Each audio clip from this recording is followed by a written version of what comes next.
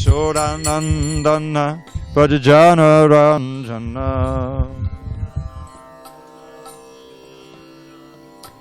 Yashodanandana Brajajana Ranjana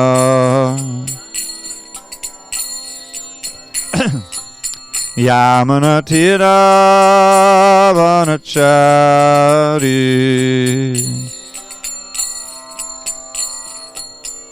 Yamunatira Vanachari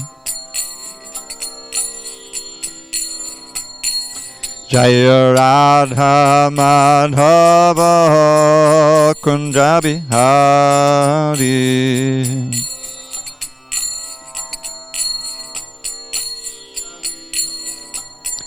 Jaya Radha Madhava Kunjabi Hari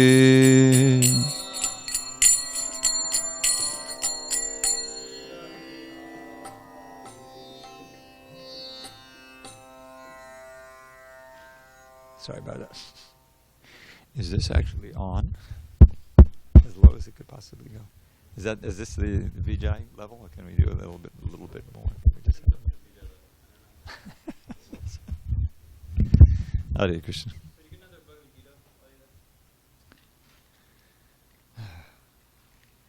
What did I do? Oh, here. Okay. Harekrishna.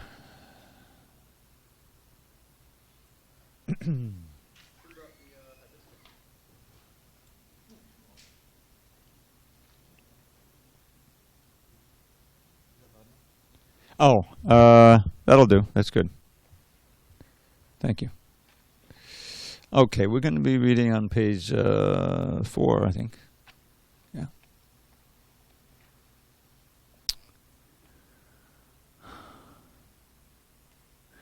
Om Namo Bhagavate Vasudevaya.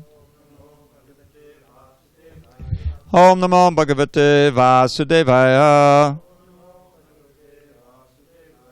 Om Namo Bhagavate Vasudevaya. On this 26th day of August 2020 in SanDiego, we're reading from Srimad Bhagavad Gita as it is, translation and commentary by His Divine Grace, A.C. Bhaktivedanta Swami Prabhupada. And we are going to be reading the introduction, starting in the 3rd paragraph or so of page 4, right after those enumerations there.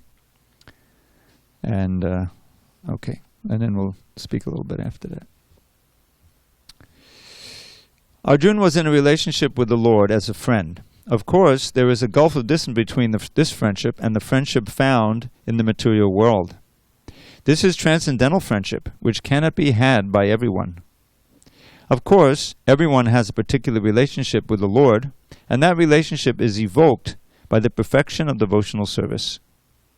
But in the present status of our life, not only have we forgotten the Supreme Lord, but we have forgotten our eternal relationship with the Lord. Every living being, out of the many, many billions and trillions of living beings, has a particular relationship with the Lord eternally. That is called Swarup. By the process of devotional service, one can revive that Swarup, and that stage is called Swarup Siddhi, perfection of one's constitutional position. So Arjuna was a devotee, and he was in touch with the Supreme Lord in friendship. How Arjuna accepted this Bhagavad Gita should be noted. His manner of acceptance is given in the 10th chapter, 10:12 to 14. I'll say you say. Arjuna Vacha Param Brahma Param Dharma Dhamma Pavitram Paramam Bhavan Purusham Shashvatam Divyam Adidevam Vibhum Ahustvam Shayak Sarve Devashir Naradastata Asito Devalo Vyasa Swayam Chaiva Bhavishime Sarvametadrutam Manye Yanmam Badasi Keshava Nahite Bhagavan Vyaktim Vidu Deva Nadanavaha. Before I go on, just one note. Somehow I was carrying the other mic, or maybe this mic, in my pocket this morning. And I took the mic, I put it in the shelf, but I kept this thing. So this is at my home now. That's why we're missing one. I'll bring it tomorrow morning. Harekrishna. All right.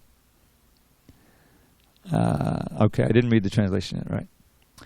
Arjuna said, "You are the Supreme Personality of Godhead." Hold on. Set him up, okay? Page 5. Thanks. "The ultimate abode, the purest, the absolute truth. You are the eternal, transcendental, original person, the unborn, the greatest. All the great sages such as Narada, Asita, Devala, and Vyas confirm this truth about you, and now you yourself are declaring it to me. O Krishna, I totally accept as truth all that you have told me. Neither the demigods nor the demons, O Lord, can understand your personality." After hearing the Bhagavad Gita from the Supreme Personality of Godhead, Arjuna accepted Krishna as Param Brahma, the Supreme Brahman. Every living being is Brahman, but the Supreme Living Being, or the Supreme Personality of Godhead, is the Supreme Brahman. Param Dhamma means that he is the supreme rest or abode of everything. Pavitram means that he is pure, untainted by material contamination. Purusham means that he is the supreme enjoyer. Shashvatam, eternal, Divyam, transcendental, Adidevam, the original Supreme Personality of Godhead, Ajam, the unborn, and Vibhum, the greatest. Now one may think that because Krishna was the friend of Arjuna, Arjuna was telling him all this by way of flattery. But Arjuna, just to drive out this kind of doubt from the minds of the readers of the Bhagavad Gita, substantiates these praises in the next verse when he says that Krishna is accepted as the Supreme Personality of Godhead not only by himself, but by authorities like Narada, Asita, Devala, and Vyasadeva. Can you explain to them that whatever they're saying is coming through? The door may be open. I think it'll be open. Oh, are they? Okay, we'll try to. All right. These are great personalities who distribute the Vedic knowledge as it is accepted by all acharyas. Therefore, Arjuna tells Krishna that he accepts whatever he says to be completely perfect. Sarvam etad ritam manye. I accept everything you say to be true. Arjuna also says that the personality of the Lord is very difficult to understand and that he cannot be known even by the great demigods. This means that the Lord cannot even be known by personalities greater than human beings. So how can a human being understand Lord Sri Krishna without becoming his devotee? Therefore, the Bhagavad Gita should be taken up in a spirit of devotion. One should not think that he is equal to Krishna, nor should he think that Krishna is an ordinary personality or even a very great personality. Lord Sri Krishna is the Supreme Personality of Godhead. So according to the statements of the Bhagavad Gita or the statements of Arjuna, the person who is trying to understand the Bhagavad Gita, we should at least theoretically accept Sri Krishna as the Supreme Personality of Godhead. And with that submissive spirit, we can understand the Bhagavad Gita.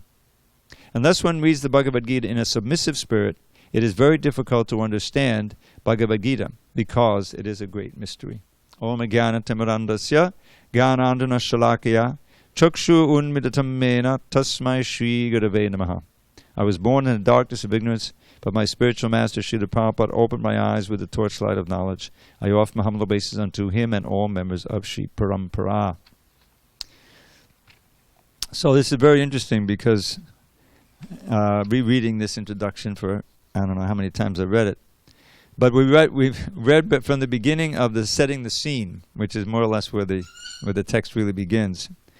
And when you read the setting the scene and you read the preface and you start with the introduction, you see what Prabhupada is doing. He's first of all setting this Bhagavad Gita apart from all the other translations. He's saying that he gives a little history here, but somebody asked him to recommend a Bhagavad Gita and he couldn't recommend one. Because in all the other translations, and there were quite a few over the history, because the Bhagavad Gita, if I'm not mistaken, as first became popular at the end of the 19th century. They had these transcendentalists like Emerson and Thoreau, and they had become acquainted with Eastern thought, right? And so the Bhagavad Gita was a very important element of that. And because the British were ruling India, these translations were coming out. Some of the British learned Sanskrit. In fact, one of the main dictionaries we use is by an Englishman, Monet Williams. He really got into it, you know. So, but the problem is that without being devotees, no one can really understand the mystery of the Bhagavad Gita. Because as Bhadrina Maharaj was explaining in one of his inimitable anecdotes that he has, instructive anecdotes, that Tamal Krishna Maharaj once in his travels, I think with the Radha Damodar party, he went to a college, and one of these professors he met, he knew Bhagavad Gita. He says, yes, I read the whole thing, you know. And so Tamal Krishna Maharaj, well, did you understand it? He says, of course I understood it. And then he says, well, what are you going to do? What do you mean, what am I going to do? You know, that's not how it's approached in academia. You know, it's a certain element of the ancient Indian philosophy, and there's other things we read and put it in context. But it's supposed to be for me? Yeah, but that's the whole idea of the Bhagavad Gita, is that just as it's meant to transform Arjun's whole perspective in, you know, what's right and what's wrong. He takes the role, you know, he's covered by Krishna, he takes the role of someone whose calculation of what to do and what not to do is on the bodily platform. Admittedly, he's basing it on the Vedas. He's not, you know, low class, but still, it's wrong, because Krishna is sitting right there, and he is the source of all understanding what's right and what's wrong. Probably one of the verses, he would quote this line of a verse from the 6th canto all the time. How do we determine what real Dharma is? You know, this is a Dharmam tu sakshat bhagavat pranitam. I think this is spoken by Dharmaraj. The original Dharmaraj is the one who, you know, the judge. And he's saying Dharmam tu sakshat bhagavat pranitam. That real Dharma is determined by what the Supreme Personality of Godhead says. That's the source of it. It's not something created out of human intelligence. It's coming from transcendence. So unless you accept that basic point, that this is a book that is containing knowledge that is essential for my human mission, for my understanding what it means to be a human being, what I should strive for, and so forth, then it never really has its intended effect. So he establishes and because it's coming through the Parampara and through Srila Prabhupada, pure devotee, therefore it has the potency. Now he's also explaining in these last 2 paragraphs how it has to be received. There has to be both. There has to be the pure explanation of the Bhagavad Gita and the proper reception, which is this submissive. In other words, being open, as Arjuna was, to being transformed by it. And his whole 180 degrees, he changed from a no to a yes, you know, ultimately. And you know, there's so much more in the Bhagavad Gita as we go on. So, you know, this is a lesson for the reader. This is why the Bhagavad Gita is so potent, especially transformative for those who are searching, who are looking for something to guide their life by, you know, to transform themselves. And so I remember this wonderful story that Keshava Bharati Maharaj once told me. Some of you have heard it before. I don't think Ed maybe has heard it. So, you know, back in the early 70s, late 60s, I think it was early 70s for him, he was one of the many young people whose worldview had been, you know, shaken by the 60s and the music and, you know, the whole thing. And so he was definitely searching. And as many of us at that time, we read the Autobiography of a Yogi, Be Here Now, you know, and the Tibetan Book of the Dead, right? So these are all part of the mix, you know, which Prabhupada encountered when those first crew in 26 Second Avenue. So, but then when he got a hold of Prabhupada's Bhagavad Gita, it just clicked with him, as many devotees have had this experience, and he couldn't put it down. He read the whole thing in like a few days, you know, like 24 hours a day, or as much as he could possibly put in there. And when he was through with the book, he searched out the nearest temple, and I think it was San Francisco, you know, he joined up. So it can have that effect if you're in the proper mood, because it's definitely potent.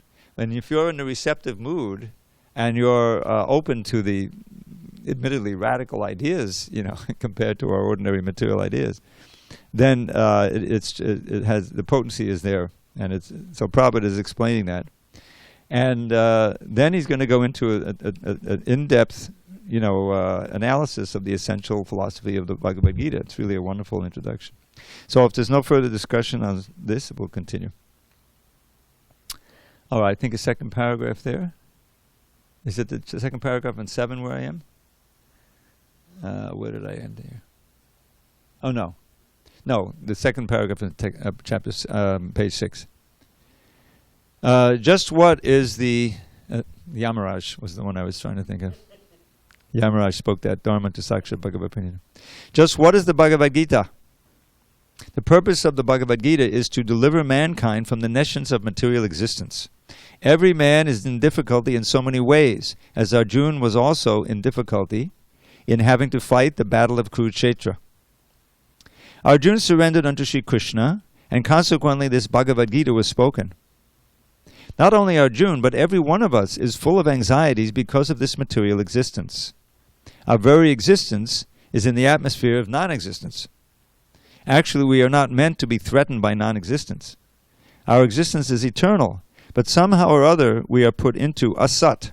Asat refers to that which does not exist. Out of so many human beings who are suffering, there are a few who are actually inquiring about their position, as to what they are, why they are put into this awkward position, and so on. Unless one is awakened to this position of questioning his suffering, unless he realizes that he doesn't want suffering, but rather wants to make a solution to all suffering, then one is not to be considered a perfect human being. Humanity begins when this sort of inquiry is awakened in one's mind. In the Brahma Sutra, what's another name for Brahma Sutra? Vedanta Sutra. Thank you. In the Brahma Sutra, this inquiry is called Brahma Jigyasa. Atato Brahma Jigyasa. Every activity of the human being is to be considered a failure unless he inquires about the nature of the Absolute. Therefore, those who begin to question why they are suffering, or where they came from, and where they shall go after death, are proper students for understanding the Bhagavad Gita. The sincere student should also have a firm respect for the Supreme Personality of Godhead. Such a student was Arjuna. Lord Krishna descends specifically to re-establish the real purpose of life when man forgets that purpose. Even then, out of many, many human beings who awaken, there may be one who actually enters the spirit of understanding his position, and for him this Bhagavad Gita is spoken. Actually, we are all swallowed by the tigress of nescience, but the Lord is very merciful upon living entities, especially human beings. To this end, he spoke the Bhagavad Gita, making his friend Arjuna his student. So before we continue, I think I've cooled off a little bit from my walk. You can turn that off now. Thanks. A little less noise. Thank you. Being an associate of Lord Krishna, Arjuna was above all ignorance, but Arjuna was put into ignorance on the battlefield of Kurukshetra just to question Lord Krishna about the problems of life, so that the Lord could explain them for the benefit of future generations of human beings and chalk out the plan of life. Then man could act accordingly and perfect the mission of human life. The subject of the Bhagavad Gita entails the comprehension of 5 basic truths. So that was kind of a introduction, laying the foundation. Now he's going to start explaining the philosophy of the Gita.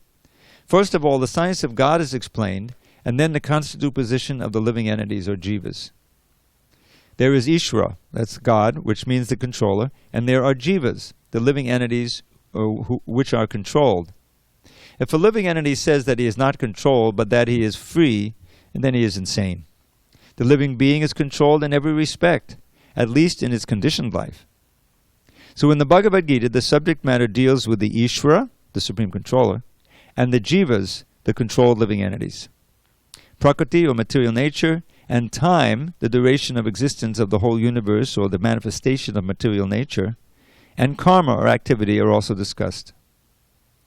The cosmic manifestation is full of different activities. All living entities are engaged in different activities. From the Bhagavad Gita, we must learn what God is, what the living entities are, what Prakriti is, what the cosmic manifestation is, how it is controlled by time, and what the activities of the living entities are. Out of these 5 basic subject matters in the Bhagavad Gita, it is established that the Supreme Godhead, or Krishna, or Brahman, or the Supreme Controller, or Paramatma, you may use whatever name you like, is the greatest of all. The living beings are in quality like the Supreme Controller. For instance, the Lord has control over the universal affairs of material nature, as will be explained in the later chapters of the Bhagavad Gita. Material nature is not independent. She is acting under the directions of the Supreme Lord. As Lord Krishna says, Mayadhyakshena prakati suyate sacharacharam. The material nature is working under my direction.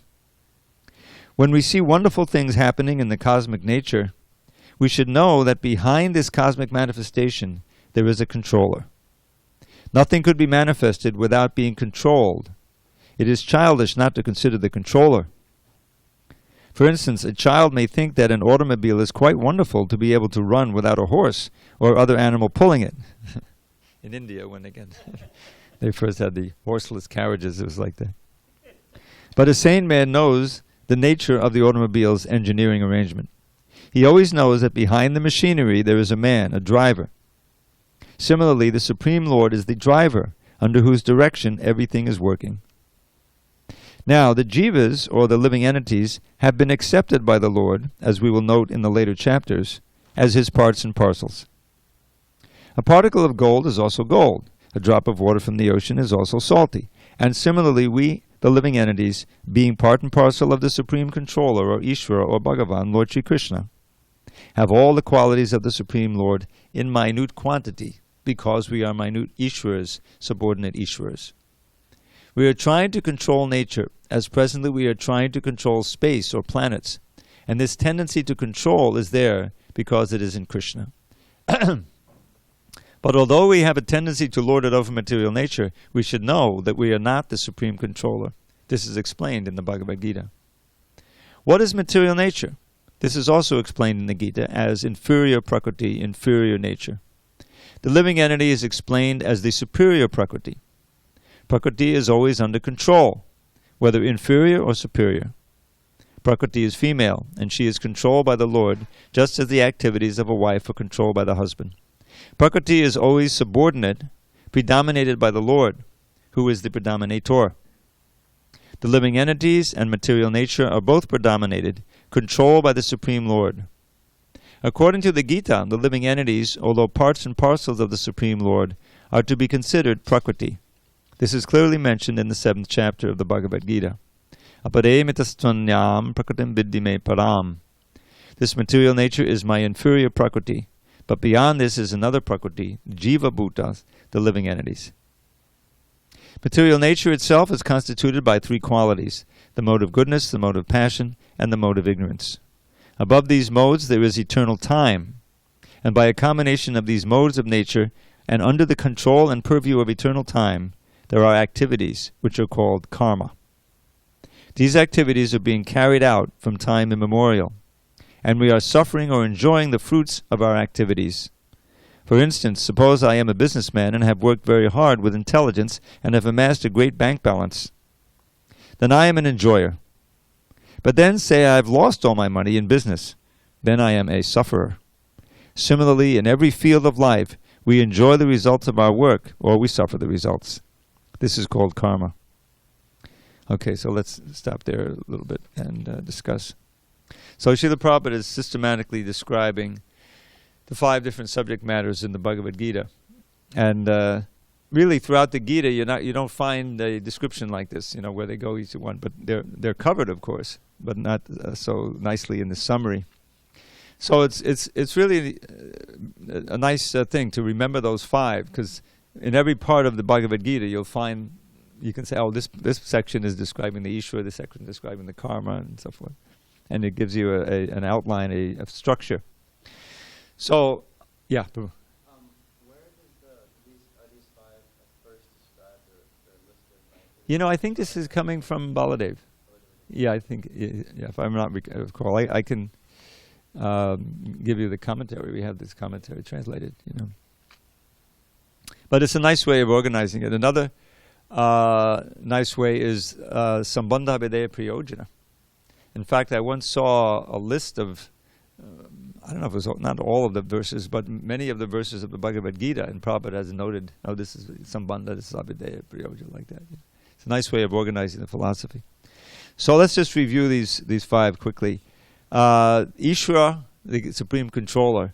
Now, it's nice to kind of contemplate why is, Krishna designated in different ways in different contexts. Sometimes in Bhagavan, sometimes Krishna himself, and then there's all these wonderful names relating to his Leela in Vrindavan, But here it's Ishvara. And not just Ishvara, but the Parameshvara. Prabhupada's making that, because we're also little Ishvaras. We have Krishna's qualities, as Prabhupada makes a point, in minute degree. So that quality of control is there, Even a little kid, he's got his sandbox, and it's my control, he's got his big brothers trying to impinge on it, You got the that sense of, trying to control things. But whether you're a little kid or an adult or a big businessman, you're always on the edge of losing control. The business, what's happening? The big crash occurred or something. Some financial thing happened. Or something happens to your body, or we get this whole incredible pandemic thing, which has like knocked everything for a loop. The economy, people's plans, relationships and things, all kinds of stuff. But to speak of those who are getting seriously ill. So we're really not controllers, but we periodically throughout our life, we get into the illusion that we are in control. And then when things get out of control, this is the source of great anxiety for us, because we thought we had it together. Oftentimes in relationships, the stability, what to speak of as you get older, your health, you take things for granted. Now, I'm doing my walk, right? Everyone knows I do a walk, And so oh, this is great, And suddenly my ankle hurts. I can't walk like I'm I think it goes back to when I was trying to jump on the stone here. Anyway, so this is life in this world. This is material life. Is that the illusion is, all right, I think I got it together. Things are going nice now. I didn't have it together before, but now, and then boom, something happens. It's not nice. You lose your job. You get ill, or something happens. So we're obviously not the supreme controllers, but it's important to realize that there must be a supreme controller. There must be someone who's arranging all of this. And Prabhupada would often point to the incredible complexity of the material world and how it works. The macro things, obviously, the sun coming up at the right time. Things that come up. I remembrance of his lectures where he's talking about, the fact that the sun is just the right distance from the earth, And if it's a little closer, everything burns up. A little farther, everything freezes. I remember when I first saw, periodically these eclipses of the sun. A full eclipse of the sun comes along. We don't watch them anymore. I mean, I don't watch them. But when I was a kid, it was a big deal. You make sure you got the smoke glass. Okay, watch it. And then I was even thinking as a little kid, maybe I was 10 years old or something. Boy, that's amazing. The moon just fits perfectly. It doesn't completely block it out, and it doesn't leave. Who arranged that one? That it just covers. And so many things. When you get into material nature, it's just it's amazing. I mean, just the way things, just an ordinary floor or a tree. There's so much complexity and balance and things have to go on. And to think that there's no intelligence behind it is the most. To me, that's one of the most amazing illusions that's present, where because of the predominance of material science, most people think that, if there is a God, he's not really doing much here now. Maybe he created it, and then it's like a clock that's just working automatically. But no, at every moment it requires, it's just like a car driving.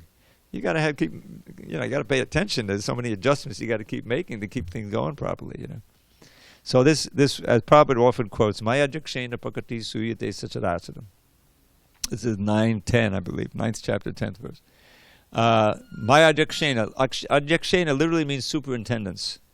By my superintendence, Prakriti is doing so many things. She's creating, maintaining, destroying. This is in the Brahma Samhita.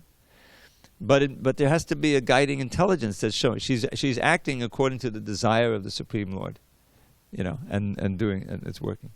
So that alone is a humbling understanding. That we're in this big machine. Prabhupada calls it a machine, yantra rudani maya. That the living entity is mounted on a machine made of the material energy as our own little body, but the universe is a big machine.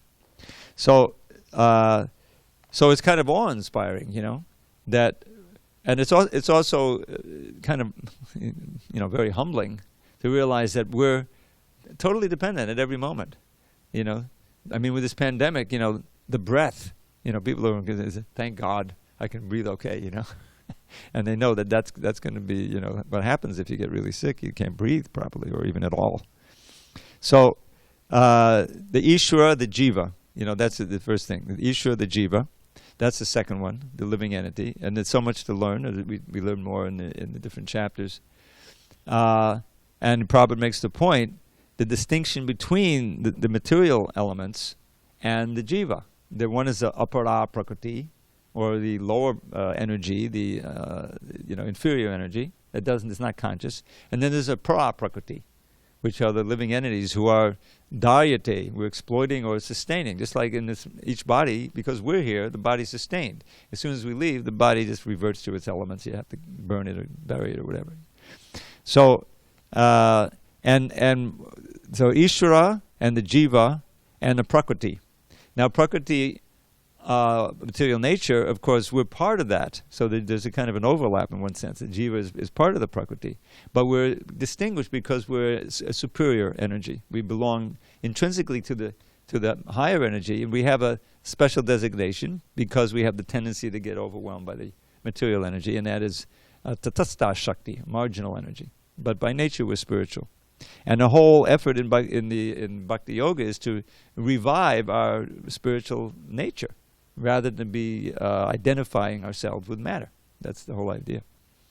And what's moving everything? You know, Krishna's, you know, unstoppable time. You know, the time energy. Everything gets pushed forward. And, you know, the older you get, you realize, yeah, I can remember so much in this body, you know, and there's always that push and that change. And things have changed completely, and, you know, everything is moving toward dissolution by this time energy. Can't stop it. In that prayer that I like from Uddhava, he compares time to a big snake that he's been swallowed by. What is it? It says, bitten by dashtam janam sampatitam bilesmin kalahina. Kalahina is the snake of time. Chudda sukota tarsham. In the two lines, I love this Sanskrit, it's so concise, you know, that I've fallen into this snake hole called the material world, and I'm being bitten by the snake of time, and yet despite the danger of my situation, I'm still thirsting very much for insignificant sense gratification. Chudra sukha means, you know, maya sukhaya, tarsham, you know. So he wants to be delivered. So how's he going to be delivered? It's very pertinent for this Bhagavad Gita. It could be like an introductory verse for every Bhagavad Gita reading. It says, Samudharayanam kripaya varga vachobara sinja mahanubhava. Oh, great Lord, he's speaking to, you know, Krishna in the forest here, where he received these instructions, or wherever. Final instructions of Krishna. Please completely pull me out from this hole, this material life. You know, he compares it to a snake hole. How? Out of your mercy, by speaking your word, sprinkle your nectar words upon me, vachobara sinchir, which are upavarga, which bring about liberation from birth and death. Oh, great Lord, Mahanubhava. You know, so that's exactly what, you know, how we should approach this Bhagavad Gita. We're like helpless, trapped by our own illusions and by our misconceptions and the material energy. But Krishna can save us with his instructions. So we have that, and how? By instructing us how to change our karma. Our karma, of course, has different meanings, but it can be an activity or the results of fruit of activity is called karma also, that which binds you, karmic reactions.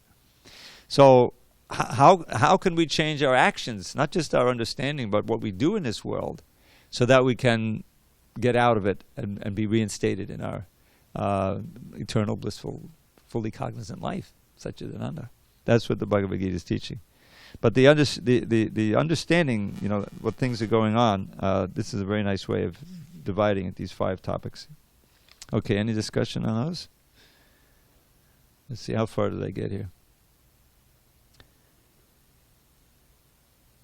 I think I'm on the last paragraph of page 9. Oh, Ishra, okay. All right, let's read a little bit more. Ishra, that's right. Thank you. Ishra, the Supreme Lord, Jiva, the living entity, Prakriti, nature, Kala, eternal time, and Karma, activity, are all explained in the Bhagavad Gita. Out of these five, the Lord, the living entities, material nature, and time are eternal. The manifestation of Prakriti may be temporary, but it is not false. In other words, Prakriti can be manifest or unmanifest, but it always exists, so it's eternal. Some philosophers say that the manifestation of material nature is false, but according to the philosophy of the Bhagavad Gita, or according to the philosophy of the Vaishnavas, this is not so. The manifestation of the world is not accepted as false. It is accepted as real, but temporary. It is likened unto a cloud which moves across the sky, or to the coming of the grainy season which nourishes grains. As soon as the rainy season is over, and as soon as the cloud goes away, all the crops which were nourished by the rain dry up. Similarly, this material manifestation takes place at a certain interval, stays for a while, and then disappears. Such are the workings of Prakriti. But this cycle is working eternally. Therefore, Prakriti is eternal. It is not false. The Lord refers to this as my Prakriti. This material nature is the separated energy of the Supreme Lord. And similarly, the living entities are also the energy of the Supreme Lord, although they are not separated but eternally related. So the Lord, the living entity, material nature, and time are all interrelated and are all eternal. However, the other item, karma, is not eternal. The effects of karma may be very old indeed. We are suffering or enjoying the results of our activities from time immemorial. But we can change the results of our karma or our activity, and this change depends on the perfection of our knowledge. We are engaged in various activities. Undoubtedly, we do not know what sort of activities we should adopt to gain relief from the actions and reactions of all these activities, but this is also explained in the Bhagavad Gita. The position of Ishvara, the Supreme Lord, is that of supreme consciousness. The jivas, or the living entities, being parts and parcels of the Supreme Lord, are also conscious.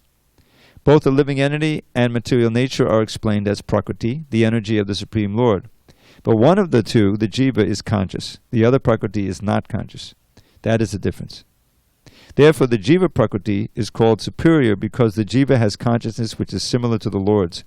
The Lord's is supreme consciousness, however, and one should not claim that the jiva, the living entity, is also supremely conscious.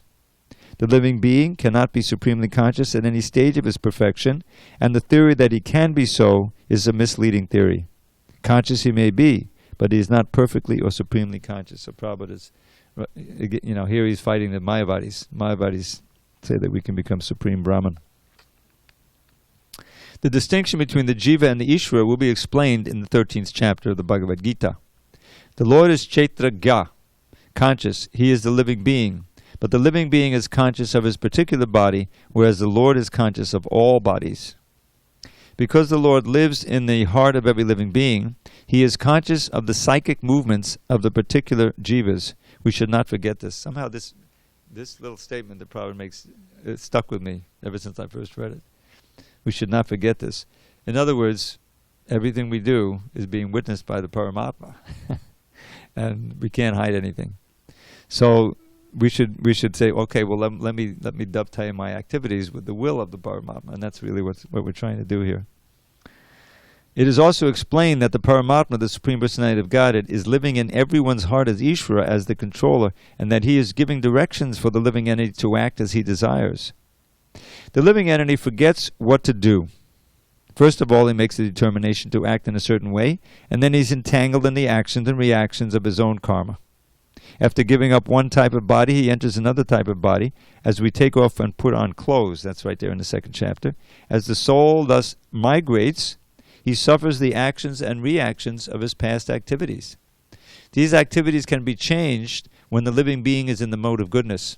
He's in the mode of goodness in sanity, but not insanity, but in sanity, and understands what sort of activities he should adopt.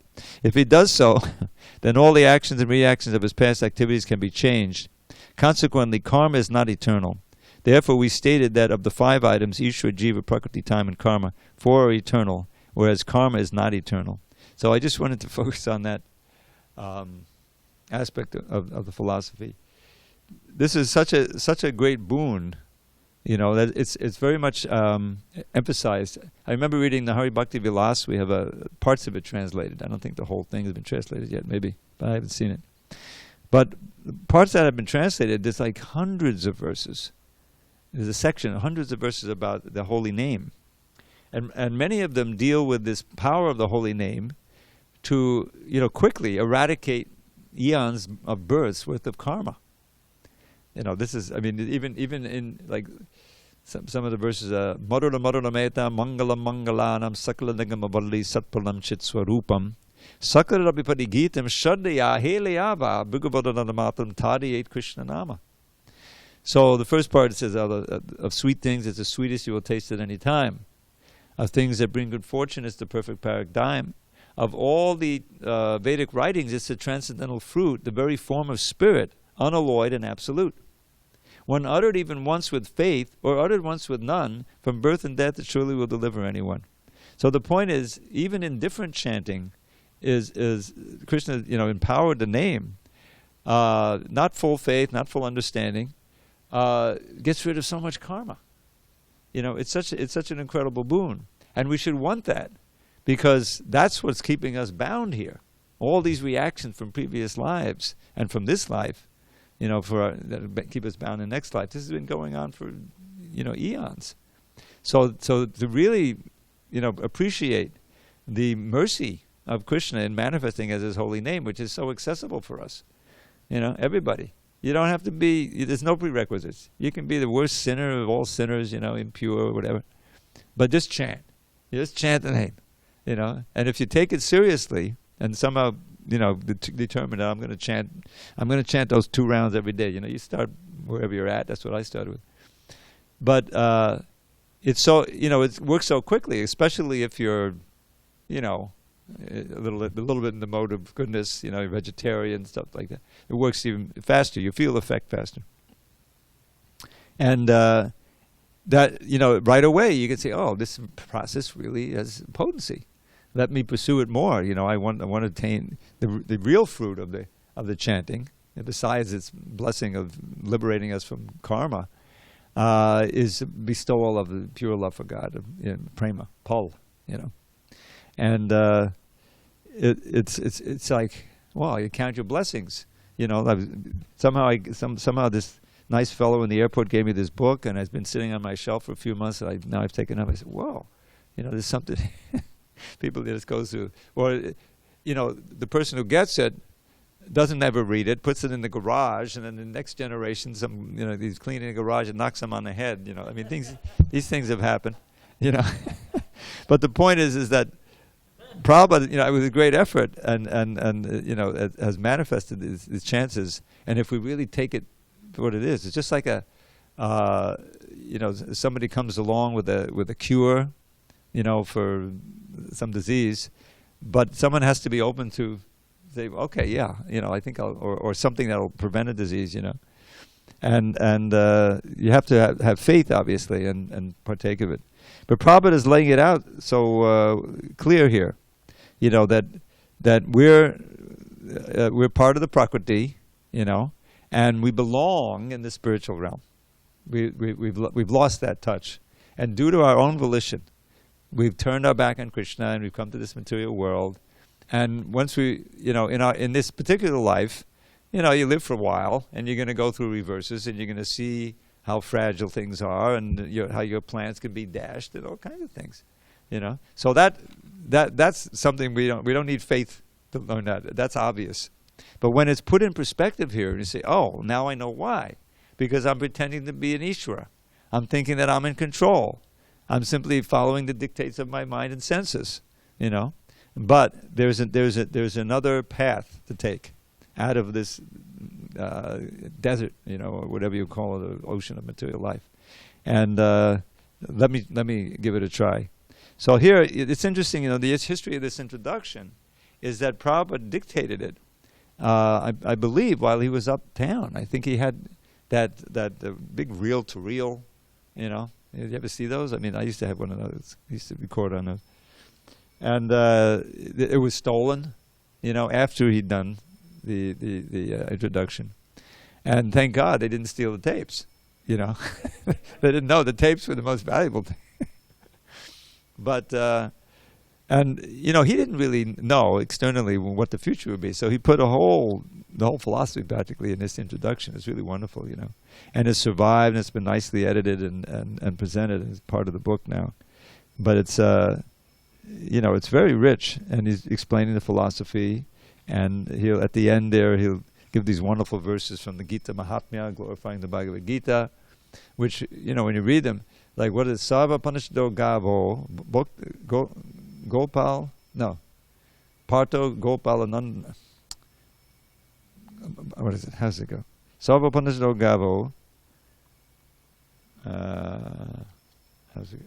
Dogda Gopalanandana, Parto Vatsa Sudhir Bhokta, Dugdam Gita Mitam Mahad. So all of the Upanishads are like a big cow here. The essence of the milk is the milk, you know, and the milk is the Gita. You know, it's called the Gita Upanishad, the essence of all the Upanishads. And Partha is Arjuna is the calf, which drinks the milk. But we all know that the calf doesn't drink all the milk, right? It's the milk one. And the devotees, Dugdam Gita Mehammadat, are meant to drink the nectar of this Gita, milk, you know, that Partha hasn't drunk. In other words, it's meant for us, and every conditioned soul who's open to it. So it's, you know, someone really reads this introduction, then they're fired up, you know, to read the book, you know. And it doesn't disappoint, you know. Okay. So I want to leave a little time. So which paragraph did I finish? I think it was at the top of 10. Right? It's the second paragraph. All right, so we'll pick that up on Monday. But I have a little, you know, just to complete. Last night we did the Radha poem. So there is a corresponding Krishna poem. Were you here last night for that? Yeah. So, because you know that Radhashtaka in the Gita Govinda is sung by the female parrot, the Shari. I mean, it was perfect. You know, even Mara said, "Oh, it was a perfect ending because it was praying to have the service of Radha on his lotus feet." You know, which is the whole subject of his talk. But there's also another one in which there's a prayer to have the service of Krishna's lotus feet. So I wanted to share that with you. We have time, I think. I'm just going to activate this. All right.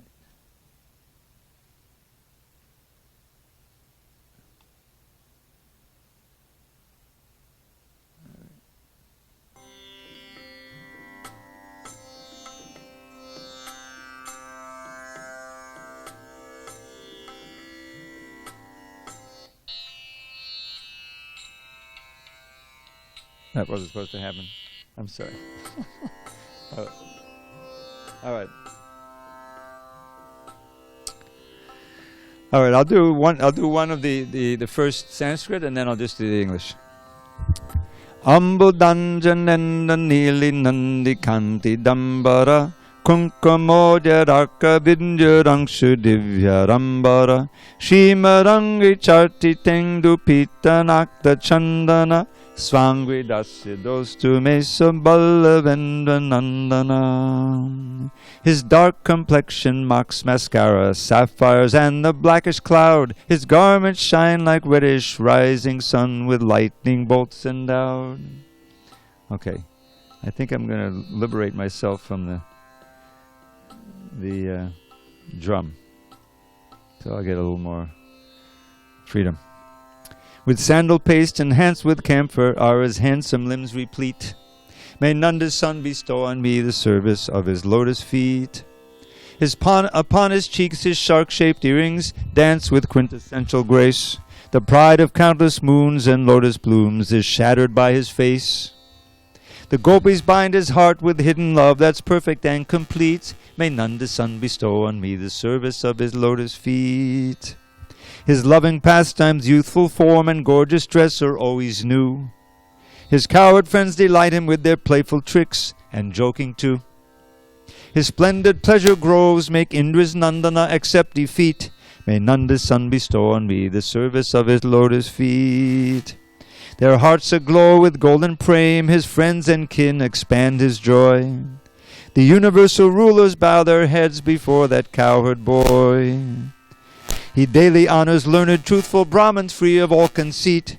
May Nanda's son bestow on me the service of his lotus feet. King Indra's wrath, and Kaliya's, and Kamsa's life, and Vatsa's too, he crushed with ease, thus raining down heroic pastimes ever new. Like Chatakas, his devotees are nourished by that torrent sweet. May Nanda's son bestow on me the service of his lotus feet. His rasa dance in sylvan groves delights Shri Radha and her friends, who drink the nectar of his clever joking play which never ends. The glory of his loving sports fills all the worlds with joy complete. May Nanda's son bestow on me the service of his lotus feet. His rasa dance displays intense devotion of the purest kind. His charming, wondrous form and dress enchant enchanting Cupid's mind. His glances at the gopis hint at ecstasy supremely sweet. May Nanda's son bestow on me the service of his lotus feet. As Radha gathered flowers, Krishna touched her. Then he felt desire and jubilation as he saw her face adorned with loving ire. Hari becomes the sandal paste on Radha's heart whene'er they meet. May Nanda's son bestow on me the service of his lotus feet. Exalted goddesses like Lakshmi Devi rarely ever see Shri Radha's lover Madhava, but if a humble devotee recites these verses, then Shri Radhika's enjoyer Shri Hari will pour the nectar of his service down on him eternally. So that's my little complimentary poem to the Radha poem. And we have a couple of minutes, so I'll give you a couple of more. This is a prayer by the four Kumaras after they'd cursed Jai and Vijay to come down as Hiranyakashipu and Hiranyaksha. And then Vishnu comes and they become devotees. They transformed into pure devotees, and they're terribly regretful. You know, so this is a prayer to be forgiven for their cursing of these devotees to come down and take this birth. Kamamba Vaksa Vajanaya Nidayeshu Nakstat Chetorli Vadnyadunate Padayo Rameta Vachastanastulasi Vadnyadi Tengri Shobha Puryetate Gunaganar Yadikarna Randra. A birth in hell our sins will surely warrant. Yet please, O Lord, bestow this blessing rare, that all our thoughts like bees drunk in the torrent of fragrance swirling round your lovely pair of lotus feet may relish deep remembrance of your sweet pastimes, name and form so fair, that all our words like Tulsi's leaves so tender may glory in being offered unto you, and that our ears may ever find fulfillment in hearing of your traits and deeds anew. Okay, one more. This one oh no, this is the theme for the devotee's life. The devotee's life in the pandemic, which is burning like the fire. The Kali Yuga is burning this fire. Aho aho bir nakaleva duyate sudha sudara madodam pade pade dine dine chandana chandra shitalam yasho yasho ratana yasagiyate. Because at every step they drink a flood of wondrous nectar sweet, whose cooling power sandal paste enhanced with camphor can't defeat. They feel as if the raging blaze of Kali's days had ne'er begun. How blessed are they who fill their days with praise of Shri Yashoda's son.